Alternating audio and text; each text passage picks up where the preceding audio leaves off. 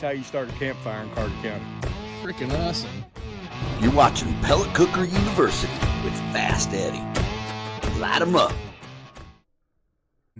Hey, welcome everybody to one of our first shows of Pellet Cooker University. And what we're going to do today is we're going to dig back down to the start of the wood pellet cooking industry, especially here in the Midwest, with my good friend. He's become my good friend. He actually had a store called Burning Desires here in Kansas City. Boy, that's a name from the past. Yes. And he was one of the first guys to bring the pellet grill in from the Pacific Northwest. And Bob Robinson, he loves to go as Barbecue Bob. Hey, the team was Barbecue Bob's Burning Desires. Okay. All right. That's where the Barbecue Bob part came in then. Well, Randy Traeger actually gave me that name. Okay. I didn't just make it up. Okay. Well, God bless his soul. Yes, for we Randy. lost Randy a few years back. Way too early. And he was quite the connection into the Traeger Industries. But we'll to save that for another show, maybe. Yeah, absolutely. Anyway, it was Harrison, Arkansas, April of 1990. We were babies. And I was down there with my team, Dudes Barbecue, Neil Van Hoosier, and we were cooking this little event right on the creek that runs through town. And my wife's family's from that area of Arkansas. So it was very interesting. The local radio network, whatever you want to call it, Network. was there, and they hung out all night.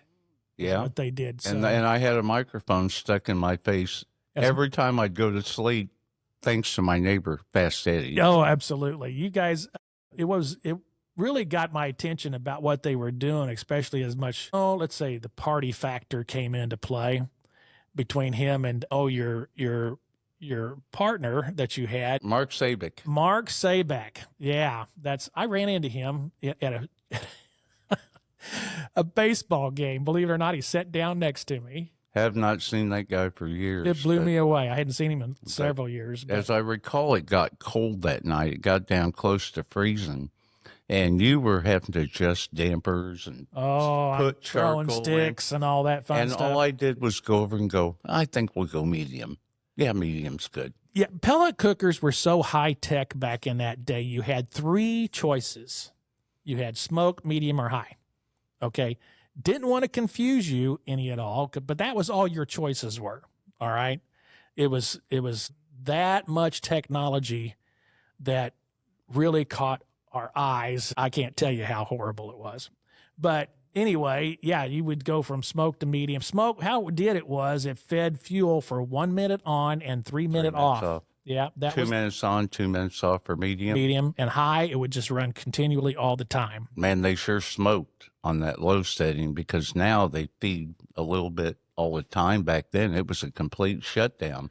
Yeah. So when it's dumping raw pellets on top of a fire that was about ready to go out, and they would smoke like crazy. Oh, smoke like a banshee. Yeah. He kept sending people over telling me my grill Your was grill's on fire. Your grill's on fire. All night long. How can you cook something that, everybody's also worried about this flat line? I got to be, within 5 or 10 degrees and stuff like that. And shoot, you'd be lucky to be within 100 degrees. Oh, and back then, yeah, but I knew what I was doing. I knew what my machine would do. And he kept telling me, your food's going to be ruined. It's going to be burned. He just laughing his ass off. He said, how in the hell is this idiot going to cook on a pellet grill? Yeah. Yeah. What is that, well, wait a second. I called them rabbit turds. Yeah, rabbit food. I said, cooking with rabbit food? You cooking with these rabbit turds? What the hell? What is that? Was my secret weapon back then, was rabbit food. Yeah. And I mean to tell you, it was okay. So it comes to judging, for the next day, everybody's tasting each other's food. And of course, Bob made darn sure we tasted all of his. Oh yeah, absolutely.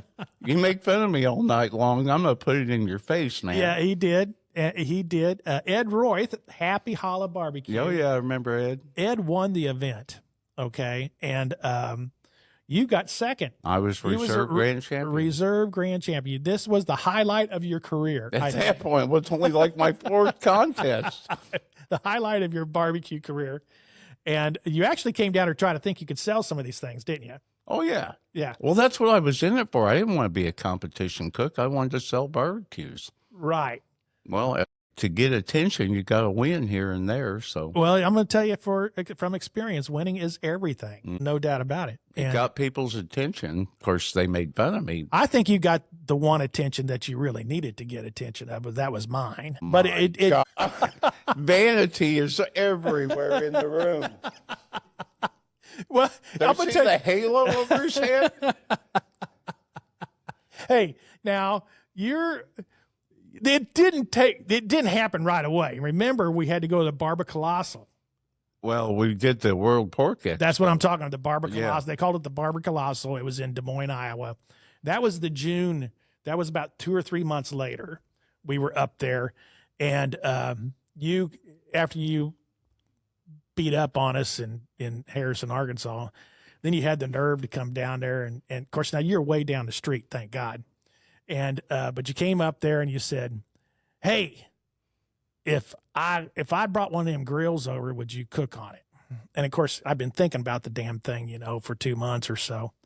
And now my background, we'll get into it maybe, but I'm working on commercial cookers and stuff in Kansas City, and also logging and trying to, do this repeatability, and we'll get into all that. But I thought, hell yeah, I cook on it. So you said you'd bring me a grill by, didn't you? I did. Yeah, and dropped it off, and it was one of the early model Traegers. If you guys it was Carmelito colored lid. Carmelito orange. Yes, and the lid looked like a Weber Genesis. Exactly, like a Weber Genesis. Gas grill is what it did. Yep. With an exposed hopper. Yeah, it was primitive. Yeah, We'll just put it that way. More primitive. than primitive. And it had that super control system, smoke, medium, and high on it. And then you showed me it had the lava rock in it. Okay. Yeah, you had lava rock, people. You couldn't cook a Traeger grill without lava rock in a pan. That was the diffuser for the heat coming up from underneath. And what that pan ended up being was a grease trap. Oh, yeah. Okay, it was just... Oh, and no igniter. You No. had to use alcohol gel fluid to start it. There was no electric igniters back No, then. that didn't primitive. That didn't come for several years. That was a huge upgrade when that happened. So anyway, you failed to tell me all the idiosyncrasies about the damn thing. That don't leave it out in the rain. Okay, I told you to beat it up. I did, and then I had to call you to take it apart because I had to fix it. You ever heard of pelletcrete? That's the first thing I learned about in pellets. Was how the auger locked up tighter than a drum. Oh, yeah. Pellets swell up 4 times their normal size when they get wet. And then they become like a stick when they dry. You had to unscrew the auger out of it, take the whole thing apart. So I got to completely strip this thing down and put it back together. How else were you going to learn? Yeah, but I did understand after I messed with it a few times and cooked with it a few times, I said, holy cow, this is going to be something someday. I really do believe this is, and then I started looking around at the industry. Of course, here again, I'm going to go back. We was working on commercial stuff. So I worked on almost every JNR oiler there was in Kansas City, and that was where my background came from. But what got me going and then watching this thing work and finally understanding it after I had it at home was the concept is pretty cool. The form it was in totally sucked. But I'm a metal bender and fabricator by trade, and that could be fixed down the road. But I needed to get an education of how these things worked and stuff. And then we ended up, after that, bringing in one of his barbecue 200s, which that's at the time what he called his commercial unit. Yep, it was a big machine on wheels. Yeah, and it still had this huge pan. It was this oversized thing on a grill, like a grill. Well, we had no grease drainage system designed into it. So barbecue and grease, that doesn't go together. I mean, it's not going to happen. I mean, it doesn't in Oregon anyway, right? Oh, yeah. That's obvious. These things came out of Mount Angel, Oregon, is where the barbecue capital of the world was, right? So yeah, and all Joe was trying to make was a salmon cooker. That's why the 350 temperature is kind of the norm, or 450, sorry, in the high. The original Traeger pellet grill that I had just had high, which was 450 degrees. And because all he wanted to make was a salmon cooker.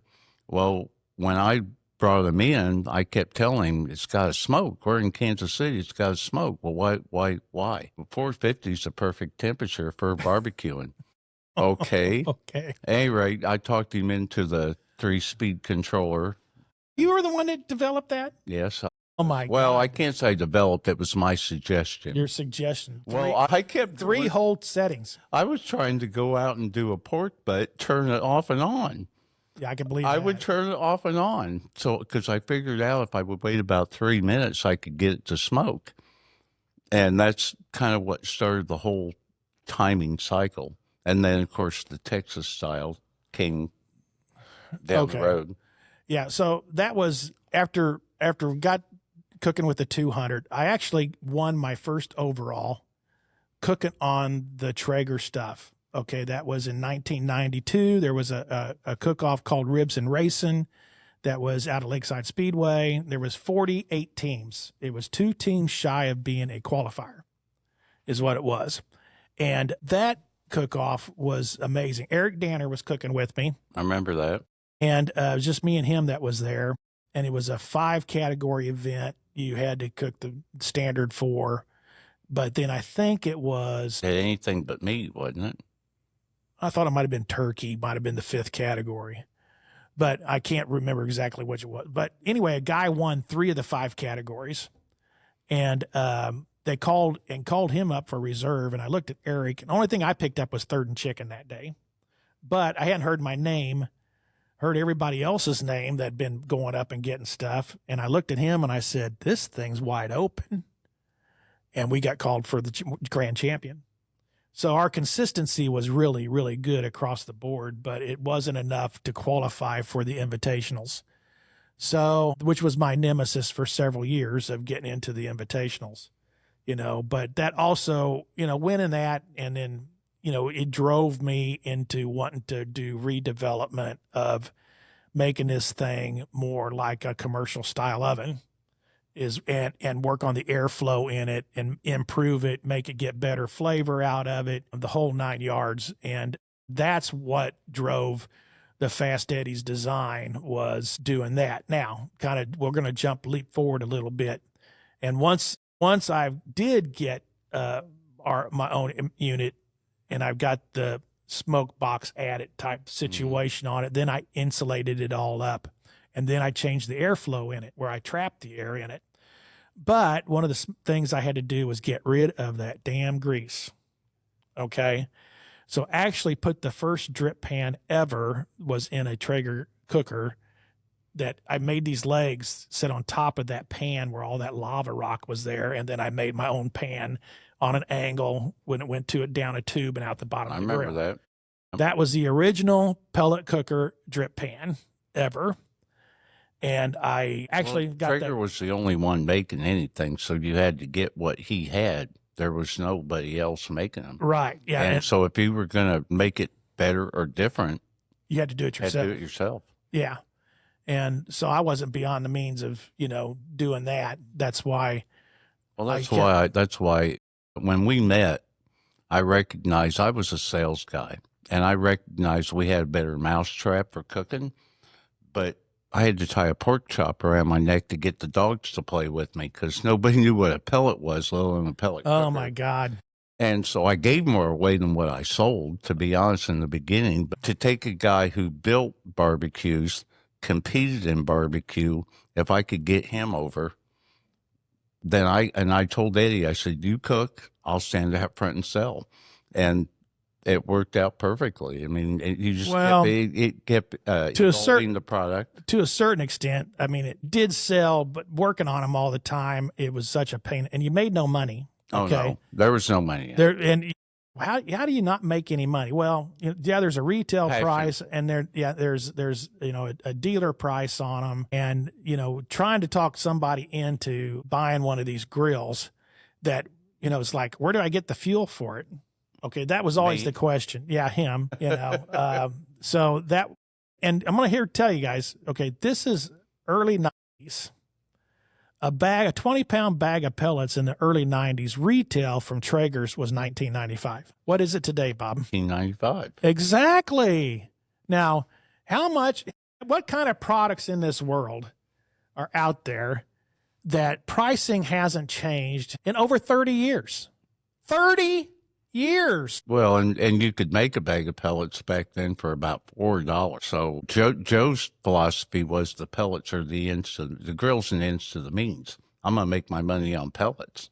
I mean, he truly believed that in the beginning. That's where the money was in the fuel. Right. It wasn't in the cookers. That's why he didn't care about the cookers. But he had to get the cookers out there to sell the fuel. Right.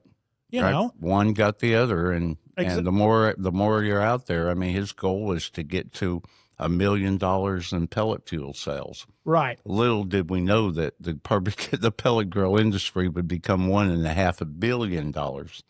He was a little short-sighted back then. Yeah, I mean, it was all about it was the business model was not about selling grills. It was about selling pellets, is what it was, and it just amazed me because once I finally got into it and started doing my own thing, and I was like, I got to find a source to get these pellets done. This is not secret, okay?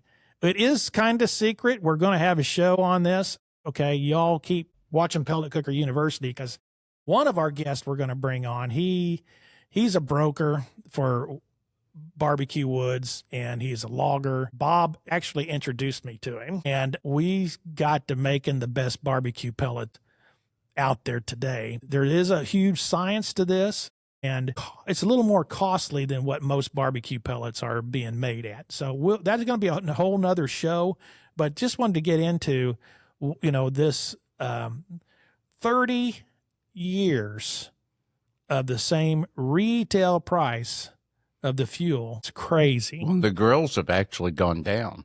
Oh, yeah. The grills, as the first Traeger grills, people thought I was nuts selling the grill for $1,200 that had no history. I mean, no. Oh, yeah. I mean, it was tough. It was a tough sale. It was tough. It was, you all don't know how much of a duck out of water. And then, of course, when I showed up on the cooker off scene with it, and Al, I can't remember Al's last name right off the top of my head, but anyway, I was out at a cook did Kansas City Barbecue Society they called it spring training. And so I had my pellet cooker out there, and these people are taking them around, showing them all the different cook teams and stuff. And he goes, what's this thing over here this guy's doing? And they go, oh, you don't want to talk to him. Okay. It was like, where were those pellet grill guys? Yeah, it was taboo. I mean, I'll tell you what, it's a huge fight in the cook-off world that KCBS made it legal because it was 100% wood. So it fell within their rules, and they tried to ban us. They tried like heck, but it was no way. And actually the guy who took a first look at it that spent time out in the Pacific Northwest, and his family was originally from that area, is Paul Kirk. Right. Paul Kirk just passed away here a few weeks ago.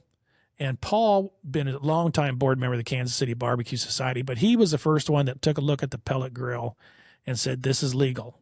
This fits the rules.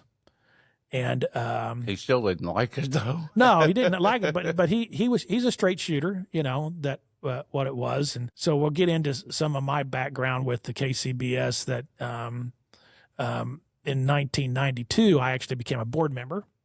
I was a board member on KCBS board from 92 to 98. And it was, cook-offs was a big part of my background, and also looked at it as a great medium for advertising, just like you wanted to.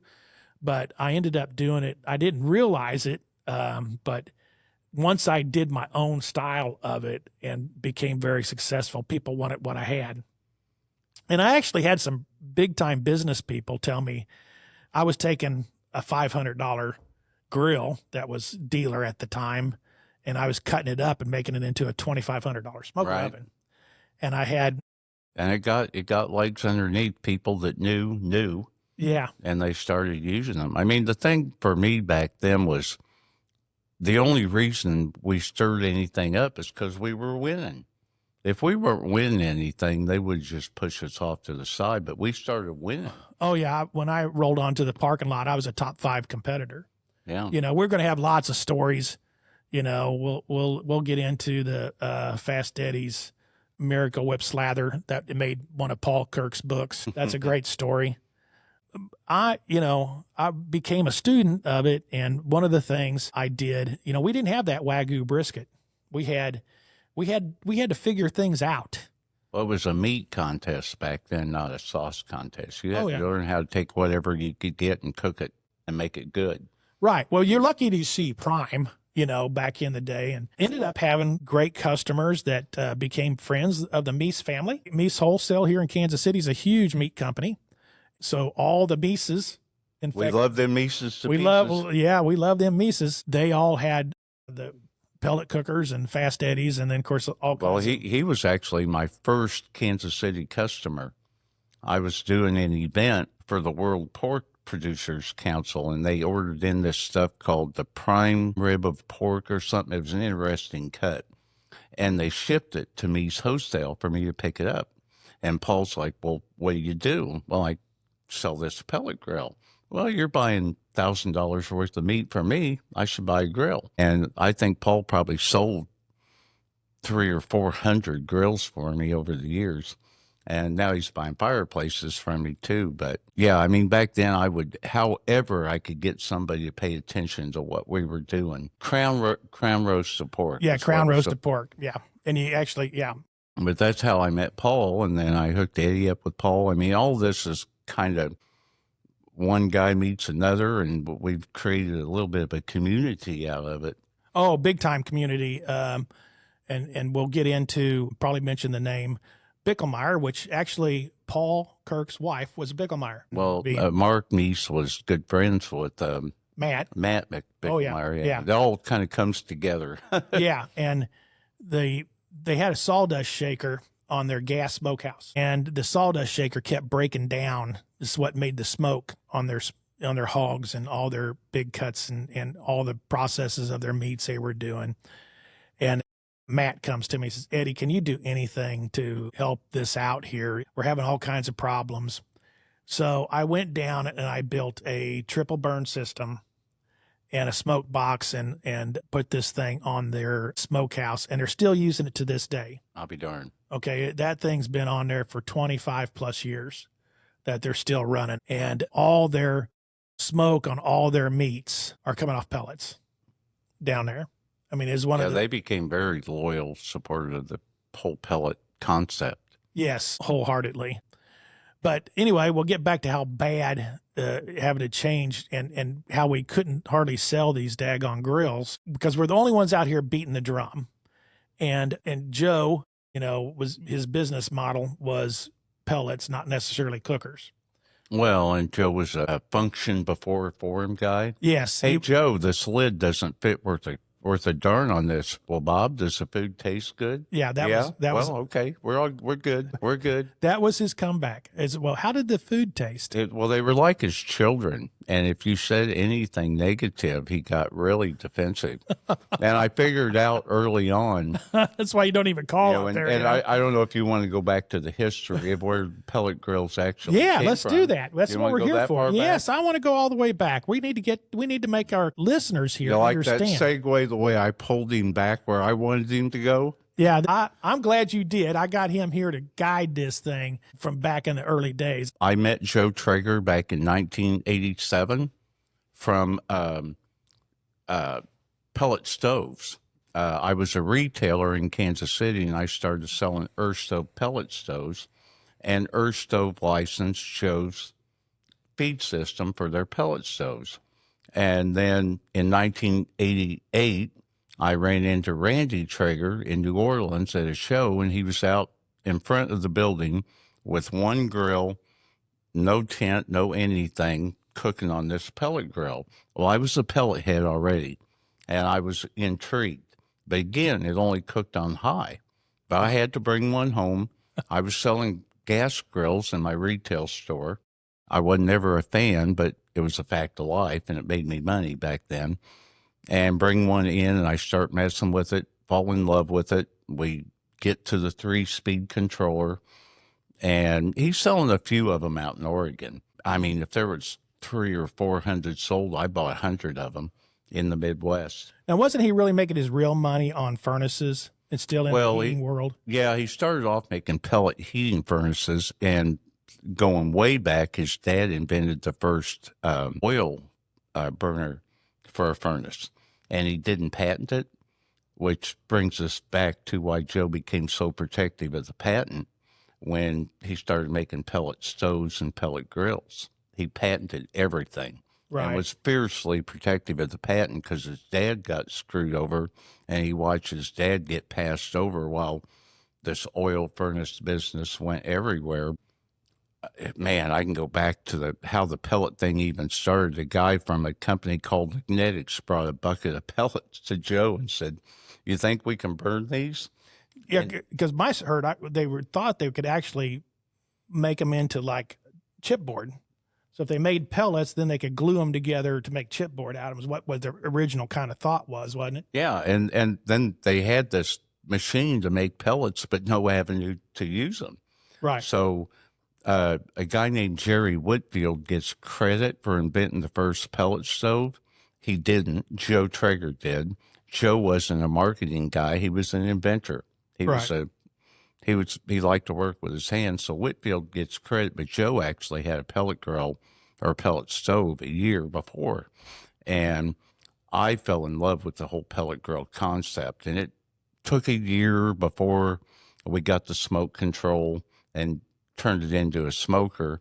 And it started getting some legs, but maybe 1,000 grills sold nationwide, maybe. Yeah, and that might be a big number, but it started catching on. They were giving some away. I was giving some away, and there was only two at that time, me in the Midwest and them out west, and they ended up getting a distributor in West Virginia who started giving some away.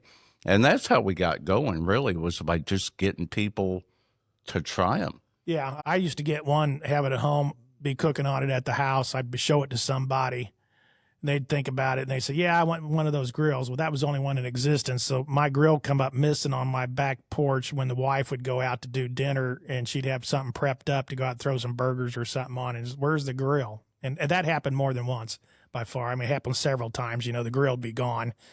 And, when you get a chance to sell it, you sold the damn thing. Oh, yeah. You did make not, some money so you go into the you didn't make any money. You got your money back. Well, yeah. Basically, is what you did. You could reinvest a little bit. Yeah. But Joe, you had another person out there talking about it is what you did. So the grill comes up missing on your deck, and the wife's got dinner in her hand, and of course then you're in trouble and in the doghouse again. I was in the doghouse a lot.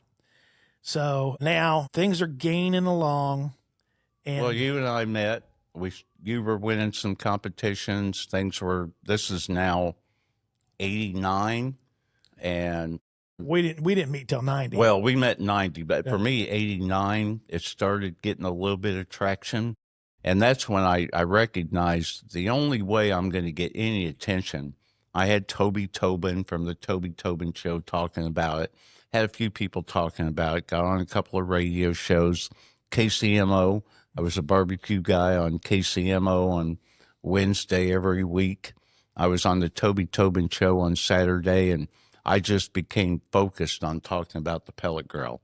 And you and I hadn't met yet, but we started getting a little bit of business, a few people talking about it, but it was pretty tough. Joe got a little bit more going. Pellet stoves were the rage on the West Coast, so pellet grills became more recognized. People understood pellets anyway. Yeah, they knew what a pellet was. So if you had somebody who had a pellet stove, they were a lot easier to sell because they understood wood pellets. And here in the Midwest, everybody wanted to burn corn. Oh, yeah. By the way, you don't want to put corn in a pellet grill. No. The food does not taste good with corn. No. I tried. So we were started pivoting into selling corn stoves because the Traeger burn system would burn corn or pellets back then. But the story on the pellet grill really comes around to Joe had this pellet machine, and the legend of Joe Traeger, which is on Traeger's website, is that he has 9 kids, big Catholic family, went and bought a big fancy gas grill, wanted to cook chicken for the family, had it up on his porch, on his cabin, fired it up, and he also was the fire chief for the Mount Angel Fire Department. Right. Yeah, they were all up there. And he catches this gas grill on fire and flames shooting up about ready to catch the roof on fire. and he kicked it off the deck and said, "There's got to be a better way." Now, that's probably a little bit of a story, but I think there's some truth in it. He recognized that I'm cooking with wood. The food tastes better. My salmon definitely tastes better, but he didn't really know what to do with it.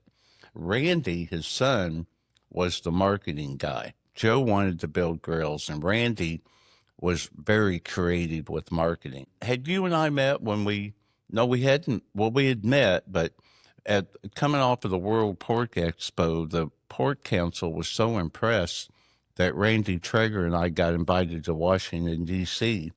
to do the legislative picnic. That's right. We cooked for all the senators in Congress. We had our own security detail out in front of the Capitol building, and we're sitting there with 2 barbecue 200s with this pellet grill that nobody knew what the hell it was, cooking for Congress and Senate. And we just like, this has got to move the needle. We're going now. Pellet grills are going to take off. No, they didn't. But I have that. It just goes to show you can't get nothing done in D.C. So Riddick Bowe was the heavyweight champion of the world at that time. And our security, the head of our security detail was his brother. So we hang out with Riddick Bowe, got to meet. That'd be cool. Ted Kennedy. When they found out I was from Missouri, the Missouri Congress and Senate came out. It was kind of cool for a 27-year-old kid. Yeah, you got to remember how young we were back then. I was just 27. I thought, man, I'm on the roads to riches here. I'm still working on that, Eddie. Ain't we all? Yeah. But at any rate, we met Eddie, and Eddie started doing his thing. We met Jumpin' Jim, and more people started cooking on pellet grills. But for me, it culminated in 2000 at the World Championship. And I'll let you take it from there. I mean, pellet grills, we just kept working. You talking about the ABA or the American Barbecue Association? No, the Jack Daniels. Oh, that was the peak. Oh, no, that was 98. That was 98. I thought it was 2000. No, that was 98. That's when. See, I had too much pellet smoke. I can't. Yeah, no, that days. was when I had a hell of a time, making the invitationals and stuff. And so we finally get down to the Jack Daniels World Championship. I get my own invite, and I have that prototype FE 100 on the bumper. I had this 33-foot Holiday Rambler. We look like the Beverly Hillbillies. Well, competition. We pull up next to this team from Memphis, had like 3 trailers, 21 members, all that. 4 trailers. High-end stainless, $1 million motor coaches. Oh yeah, I mean it was sick how much money they had there. And we back in there, and I said, "Oh look, we're going to have some fun with these guys." They just laughed at us. And then Myron Mixon was on the other side of me. Remember that? Oh, yeah. Okay. And it was like, so we get out, and so first thing we do, of course, pour a drink, in a dry county. And they say, of course. Of course. And they say, where's your cooker? And I said, it's right there on the back of the motor. Right there on the bumper. Oh, we thought that might be your warming oven or something. I said, no, man, that's the pit. And they just made fun of us. Oh, they made fun all night long. They made fun of us for about 2 days. Yeah. Is what they did, on and on and on. And they targeted me for a while. When you did the one-eyed hurdler that morning, standing there at the door of the motorhome, and it's right at freezing, and all we heard all night, them guys playing was Clarence Carter stroking. And I hated it. And the drunker I got, the madder I got. So they literally brought the speaker over and put it on the door of the motorhome to play stroking. Oh, I know. So now, we have to remember that this is a dry county, but Jack Daniels was catering to the teams. Oh, we could get whatever we wanted from the distillery. So, gentlemen, became the drink of choice for me. Yeah, no kidding. I mean, we didn't have a drop of Jack Daniels left in that motorhome. But anyway, so these guys are passed out. I'm trying to cook, and it's like I got to go over here, and I find these guys, and I says, "Hey, dude, they played this song Clarence stroking all night. Oh yeah, they love it. That night shift does." And he goes, I said, can you find it? And so they're digging around. They find it, and I said, I got to have you blast it. So I got them blasted stroking. It's about 7 o'clock in the morning. And I get the door open in the motorhome. And here, and here comes Barbecue Bob doing the one-eyed hurdler at the door. Oh, I was so mad at you. Oh my God. So it's a good story now, but I was mad. Oh yeah. So, but anyway, so we go through the process and everything. Now you got to remember back when I would hit the parking lot, I just started traveling, cooking, competition barbecue, and a regular traveling cook in about 96, 97 era. I would go, if you had money, I was going to show up at your parking lot because I was going to be a guy going to take some cash home. Mm-hmm. And probably 50% of the time I'd win brisket. I was very good on brisket. I had the Bickelmeyers help me, of course, using Meese, helping me. I got into aging my own beef, the whole bit. I mean, there's a lot of secrets that was used back in the day. And so we go up to the awards, and you only scored in 3 categories there is what you did. So I won chicken. I get second in ribs.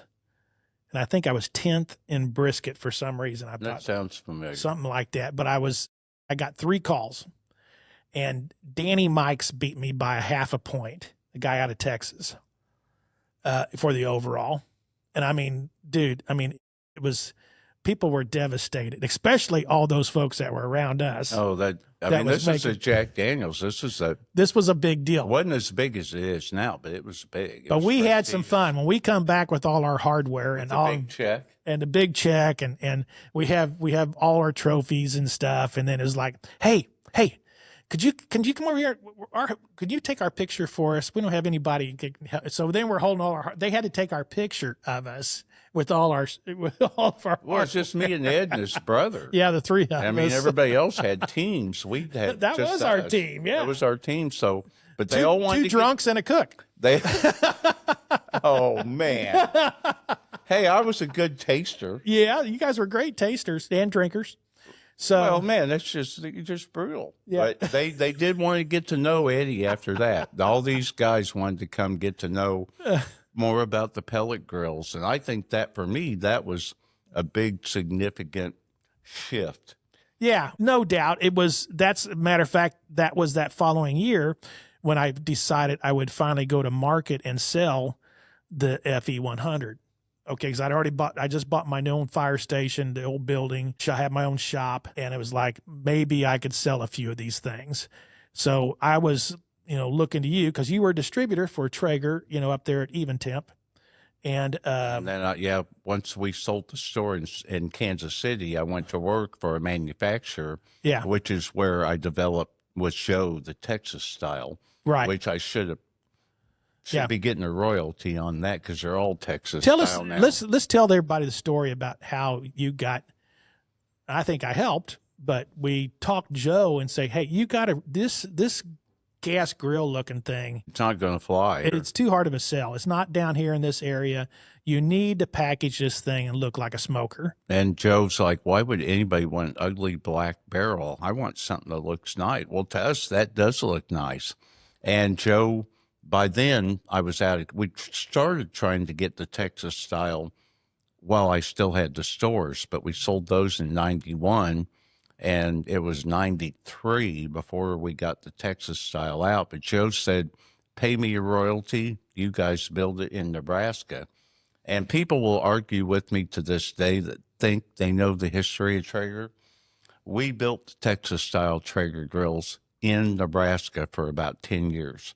And it's amazing to me how many Traeger distributors think they know the story. But that's where it started. It started in Kansas City and was produced in Nebraska until 1999, give or take, when we finally woke up and realized we weren't making a nickel building pellet grills. Right. We could manufacture lawnmowers and other things, lawnmower decks, and actually make some money. So I walked away from it and gave the distributorship to Crawford Supply.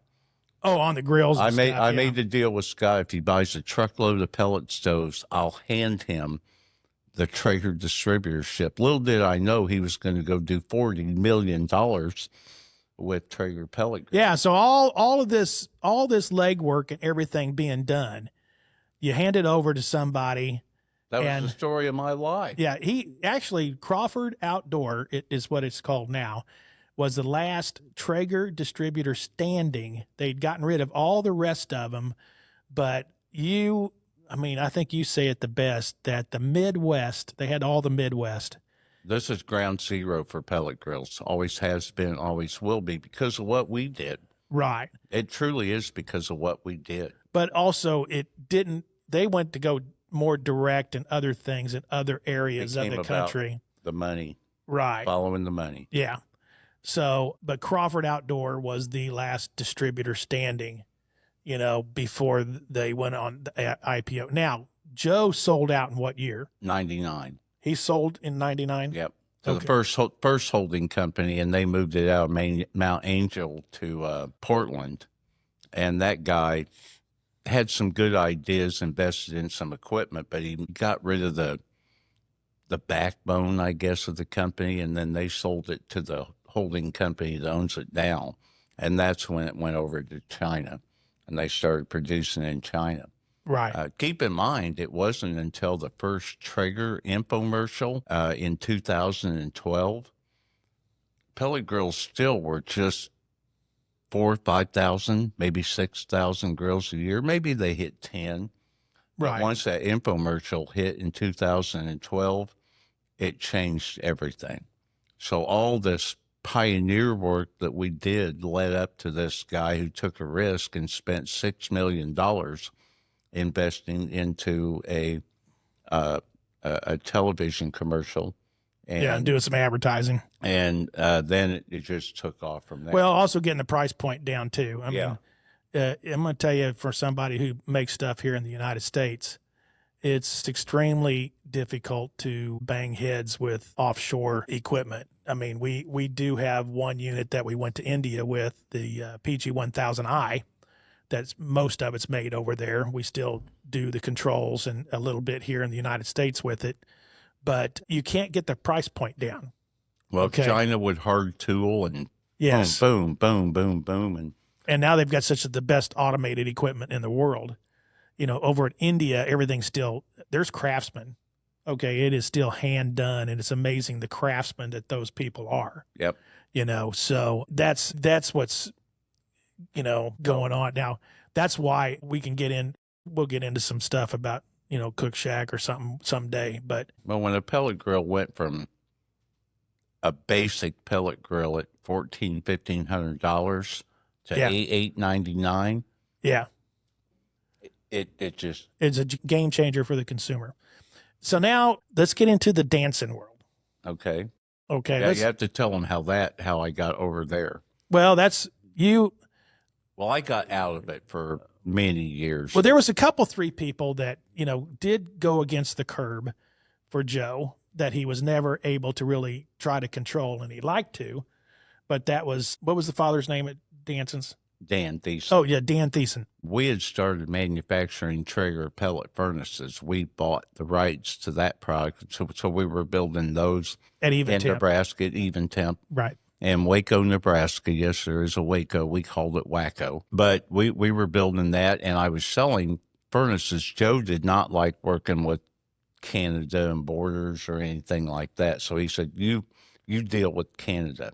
And I still do to this day. But we started selling furnaces, and one year for Christmas, I sent them 3 pellet grills as a thank you for their business. Well, they fell in love with them, and they became the first Canadian distributor for Traeger, Danson's, and really started doing some business with it up there. But they always, in the back of their mind, wanted to make their own. And Right. where I know where you're going is Dan was the first one to push Joe on the patent, and basically said the patent doesn't exist, whatever it was, whatever form it was, you can't stop me. Well, and of course, he's on the other side of the border too. Right. So he had a little bit of a buffer zone there, and that was compared to, I'm trying to think what year it was, the Green Mountain came out I'm trying to think Jason's dad's name or their last name. Well, he wanted to be a Traeger distributor, and Crawford was in play in Kansas, so he said, "Fine, I'll do my own." But so he did. He fought against the stream and told Traeger, you know, you want to sue me? Go ahead and sue me. You know, well, when a push came to shove, that didn't happen. So that's how come the Green Mountain Grill came to be. So that was one of the first between the Dansons.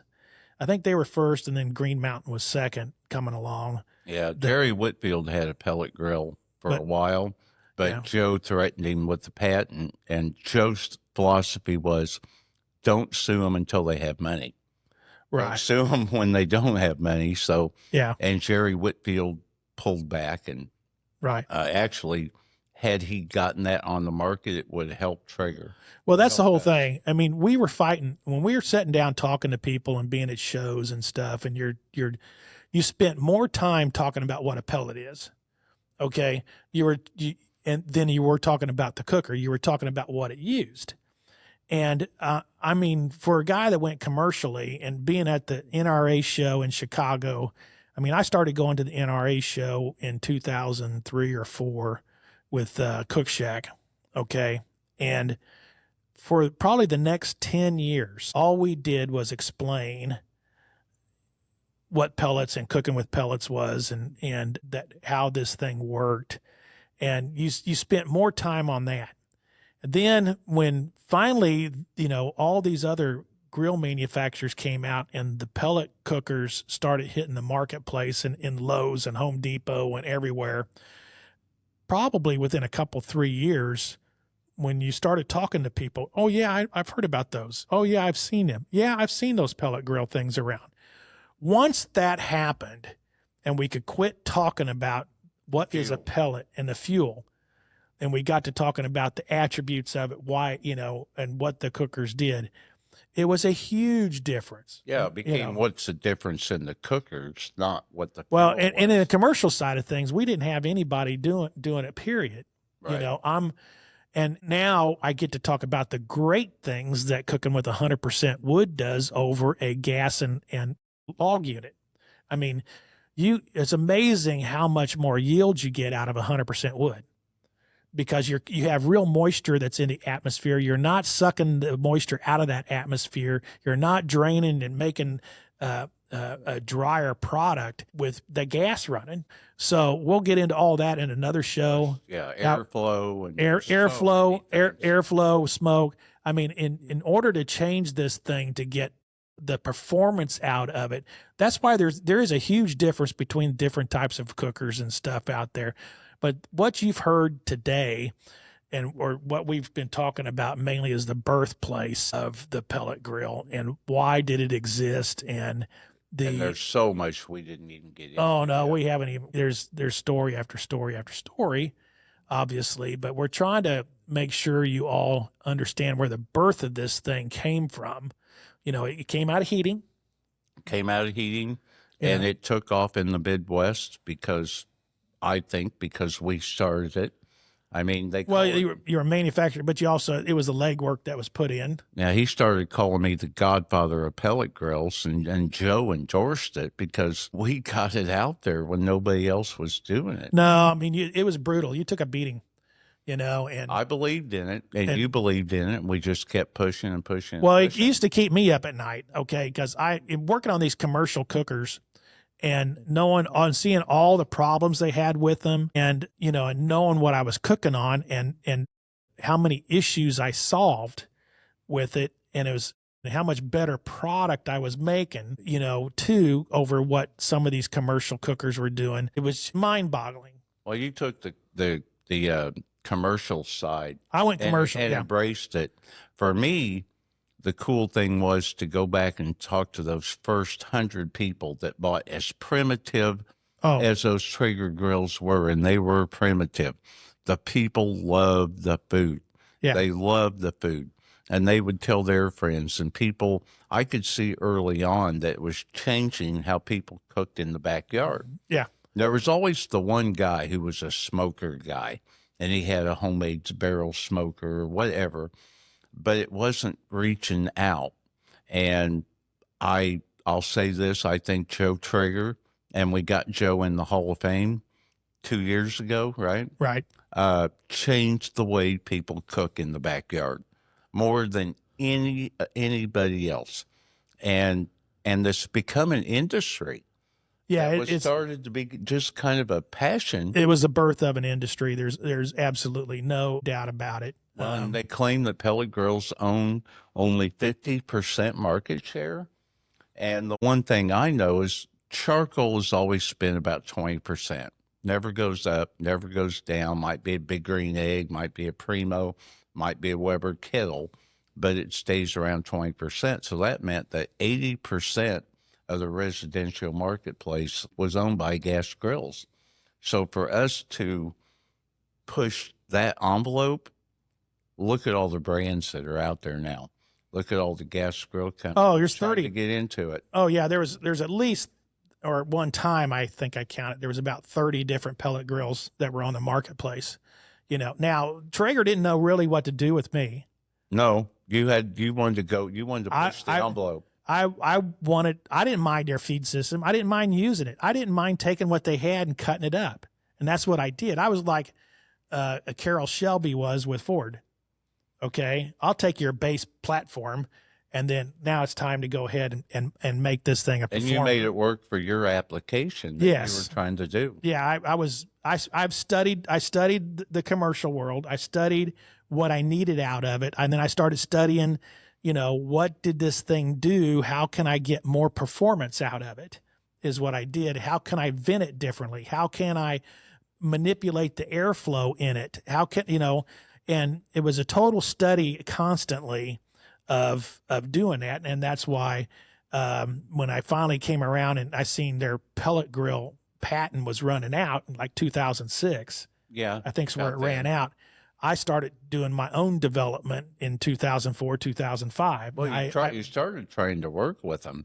Well, but it wouldn't pass the test with that burn system. Well, on commercial stuff, I mean, commercially, we actually, of course, I think we're still now, at Cook Shack, we're the only pellet cooker manufacturer that has full safety testing and NSF, okay, on all models of their equipment.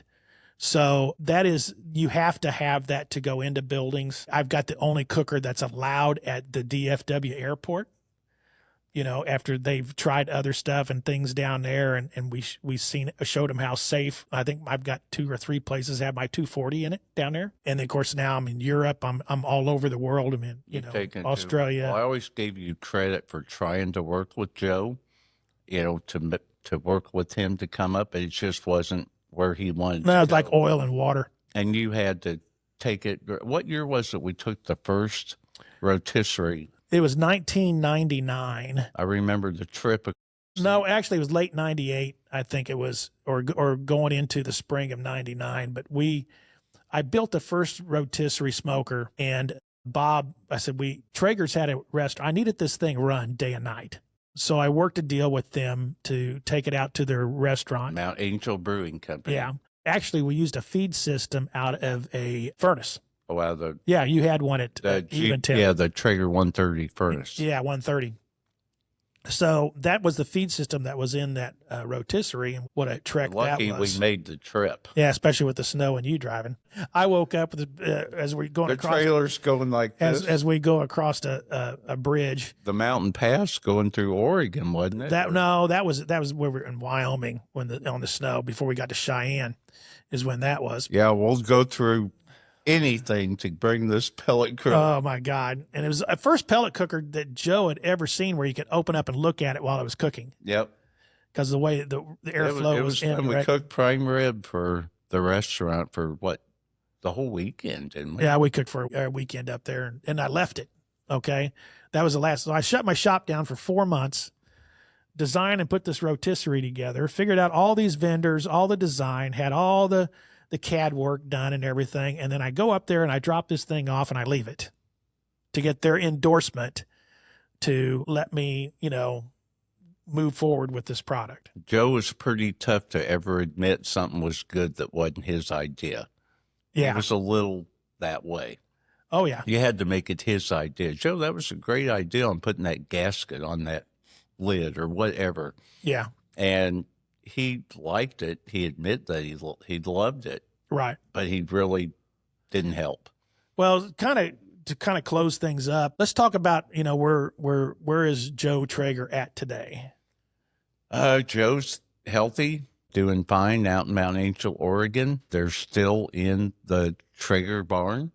I went to work for Danson's in 2018. Oh, speaking of those, let's highlight on this Danson's thing a little bit. You told me some things I didn't know about. Oh, now's when you want to try to get me in trouble. Now I want to get you in trouble. Okay, I want to bring forth of, everything is marketing and selling is what it is, and word of mouth, and you worked really hard trying to get a certain individual that's in the Barbecue Hall of Fame, and his name's Dave, and he's famous Dave. Okay, and I'm not famous Bob. No, you're not. You're Barbecue Bob. But okay, can you believe it? Okay, I finally said it. Anyway, tell us, so you messed with trying to get famous Dave to do some stuff Traeger wise. Oh my God, yes. And many different things. But then how did the dancing thing come up? Well, for me, I met Dave. He reached out because people were winning with pellet grills, and he watched. He wanted to see what was happening. The premise was we shipped in 2 commercial pellet grills for him to try in the restaurants. Then he found out they had Mount Angel Brewing Company, and he loved their root beer. They actually made, I think, the best root beer. Oh, it was fantastic. I will say that. Yeah, but it was old school German root beer with no foam, right? No carbonation. And Dave and I and Joe Traeger went round and round and round. I mean, we spent a lot of time, a lot of money to basically let that guy blow smoke up our ass, basically, which is why I'm not a fan of Famous Dave. He took this guy who didn't have any money, and we threw thousands of dollars at this whole Famous Dave thing, because that was the thing that was going to make us get over the hump, Open to, yeah. Yeah, it was, Famous Dave, it's a big restaurant, blah, blah, blah, blah, blah. So that was my issue with Dave. But years later, Danson's were trying to get their Louisiana Grill brand going. And I'm thinking this is about 2008, 2009, somewhere in there, as the story is told to me. Yeah. And the sales manager for Danson's at that time lived in Minnesota, very familiar with Menards. So he said, we need to take a run at Menards. Let's get them in the pellet grill business. And of course, they had no interest. I mean, what's a pellet grill? And who are you? Blah, blah, blah. They pull into a Famous Dave's restaurant to have lunch, and Dave saw the grill. He happened to be at the restaurant, saw the grill in the back truck, said, well, tell me about what you're doing. And Jeff Thiessen, the son of Dan Sons, very good salesperson. He gave Dave the pitch, and he said, I think you're onto something here. I'm good friends with the owner of Menards. I'll get you an appointment. So they got him an appointment at Menards, but they were trying to sell Louisiana. It was too high end. So they come back, talk to Dan. Dan's in Las Vegas. Again, I'm trying to piece this story together how I'm told. And they recognized they needed another brand. And Dan was in Las Vegas, and the name Pit Boss popped in his head. Probably standing at a pit throwing some dice and said, here we go. His granddaughter who knew how to get on the computer and trademark it, and that's where the name Pit Boss came from, was thinking about the Pit Boss in Vegas. Yeah, not a pit boss of a cooking pit or nothing. It was more about, gambling pit. So Dan told me they got on a plane, flew right over to China, went to several factories, found one that could put this Pit Boss together, a lower price grill, less bells and whistles. And to my knowledge, Menards was the first big box pellet grills company before Traeger was even at Home Depot. Sometimes it's better who you know than what you know. Well, and that goes back to your point about Dave. He saved that company. Famous Dave saved Danson's Industries. and Pit Boss. The Pit Boss came out of that meeting with Dave, and he doesn't even know this. No, Hey, Dave. This is Thanks, man. This is going to be a shocker. So that's famous Dave saves Pellet Cooker Company. And he was an anti-pellet grill guy for a while, which are a lot of them. I love the guys that hated pellet grills and made fun of us now have their names on pellet grills. Oh. And we know the big one. Yeah. He's real loud, got long gray hair. You can kind of figure out who he is. What gets me too is you got all these guys that, I got to have a stick burner. These guys, I got to have me a Texas offset and everything. And next thing you know, well, I call them closet pellet heads. First, the closet pellet head was a guy that had to have a trash can and cook it on a can out here. And then he would have his FE over in his trailer, and then he would transfer all that food into his Fast Eddie. At least they do the chicken. They tell you, I'll do the chicken on the pellet grill because it stays so moist. But everything else over here. Yeah. I'll do the chicken on the pellet grill. Yeah, there was so many closet pellet heads out there, and I think a lot of them, that are these offset guys that are now. We're going to have Jeremy Yoder on. He said he'd come on. And, if you guys haven't followed the Mad Scientist of Barbecue, go look his YouTube channel up. I did a rib cook with him. That was pretty special. I kind of harassed Jeremy to cook with me. Those guys think a lot of themselves. Oh yeah, the offset's always going to cook better than the pellet grill. Especially after coming up with this new pellet we'll talk about on another show. There's not enough smoke in the pellet grill. Oh yeah, need more smoke. Need more smoke. Now they're talking language. Now their deal is dirty smoke. I got to have, we got to set up and do it. Well, they got to do a dirty smoke because if you get these logs that have already been dried so they can be in a box so they don't mold and they end up at a store, all the phenols are gone in it. We're going to get it deep into wood. This is just a little inside look at what getting ready to come here on Pellet Cooker University. I love the fact that they wrap, the guys with the stick burners are wrapping their stuff up sooner now to cut the smoke back so it tastes more like a pellet grill. Oh, yeah, it's crazy. But there's not enough smoke. No, and then God bless his soul again, Paul Kirk. If you go look up the Texas Crutch, go to Google, look up the Texas Crutch, and you'll see Paul Kirk's name mentioned there. He was the one that coined the term, the Texas Crutch using foil. Okay. And he died loyal to where this wrapping stuff and it braises the flavor out of it. I mean, one of my big customers is nothing but an all wood company here out of Kansas City. I'm not going to mention them because I don't think they want people to know what's going on in the back room there, but it's an all wood fired deal. And that's a sad thing is you want to respect everybody in their business. I would love to just start throwing really bombs out. And that's what Pellet Cooker University here is to do. We are here to really make you understand what are you using, where did it come from, what is it. We're going to tell some secrets out there, in the industry and let you all make your own decisions. So thanks again for coming in. Yeah, and for me, if I can just end this, for me, it's very gratifying. They call this pellet poopers, easy bake ovens, and I look at pretty much any stick burner company you want to look at. And the big ones, they might do 1,000 grills a year, maybe 2,000. Not even that, yeah. 1.5 million pellet grills a year sold. There's 2.5 billion pellet grills in the U.S. So who won? I'll be a pellet pooper. I'm fine with that. Well, that's why we got this university going. We're going to tell the stories. We're going to talk about even some key things, how to cook on them and all. But stay in touch. Look us up, like down below. Leave us a comment, okay? And we'll get back to everybody and let us know what you're thinking. Good night. Thanks, Ed.